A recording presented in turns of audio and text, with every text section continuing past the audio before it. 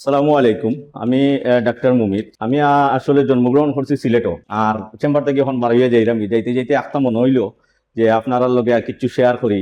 Share করার কিছু নাই, আমার কাছে খালি বেদনা। আমার কাছে যা রুগী আইন সবও বেদনার রুগী।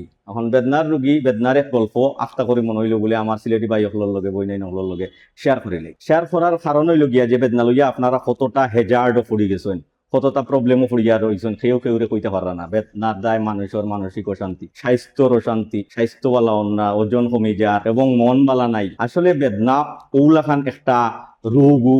আপনার বেদনার কারণে প্রথমে আপনার মানসিক একটা টেনশন হয়, আর মানসিক টেনশন ইটসেলফ নিজেও একটা কারণ এই বেদনার। তো আমি রোগীও হল পাই যে এরা মাল্টিফ্যাক্টোরিয়াল। আমার সিলেটি ভাষায় বিভিন্ন ধরনের রোগ দিয়া, আর এই সকল রোগেরও সমস্যা হইল গিয়া বেদনা। তখন এই রুগীরে যদি আপনি বালা করতে হয়, ঔষধ খাওয়াইয়া আসলে বালা করা যায়। এই রুগীরে বালা করতে হইলে প্রথম কথা হইল তারে তার রোগ কিতা বুঝাই দিলে।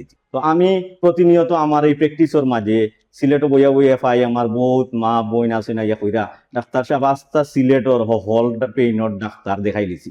আদির ডাক্তার থেকে শুরু করিয়া নিউরোর ডাক্তার সকল দেখাই লিছি। দেখাইয়া এখন আপনার কাছে আইসি, আমরা বুঝিয়ান না আমরা ভালো হইব। বাট আমার কাছে লাগে যে আমরা কোনো এক জায়গায় গ্যাপ করে নিলাম, কারণ বাইরের দেশে গিয়ালে মানুষ হুদাবালা হয়ে যায়, আইয়া পর খালি প্যারাসিটামল খাইয়া বেদনা গেছি। আসলে এটা নাই, এটা তার মাইন্ড স্যাটিসফ্যাকশন। তারে বুঝাই দেওয়া হয়েছে যে বেদনার ঔষধ খাইয়া বেদনা কমানি যেত নাই। যেহেতু একটু মাল্টিফ্যাক্টোরিয়াল আছিল, তারে কোয়া হয়েছে আপনি নিজের স্ট্রেংথ করেন বা স্ট্রং করেন আপনার মাইন্ড থেকে, আপনি বেদনারে টলারেট করা শিখেন, মানে বুঝা শিখেন। এবং যখন টলারেট করা শিখিলে বা তখন পেইন থ্রেশহোল্ড রেইজ করে, তখন আপনার একটা লেভেল পর্যন্ত পেইন হইলেও আপনি কোনো সময় খারাপ মনে হইতো না, আপনার হেলথের কোনো প্রবলেম হইতো না। তো আমি আসলে ইটা টপিক্স লইয়া আরো মাখমু সিলেটি ভাষায়। আজকে যাইতে যাইতে মনে হইলে না ও সামান্য একটু দেই মানুষের মাথাত যে এই যে বেদনা, বেদনার যতজাত রোগ মানুষের মাঝে আইয়া জড়ো হইছে, এগু থেকে সবচেয়ে বড় জিনিস যে মানুষরে খাইলে আর এগুলো চিন্তা যে বেদনা হইছে আমার কিতা হইলো, আমি কিতা খারাপ রোগ হইগুলো না কিতা।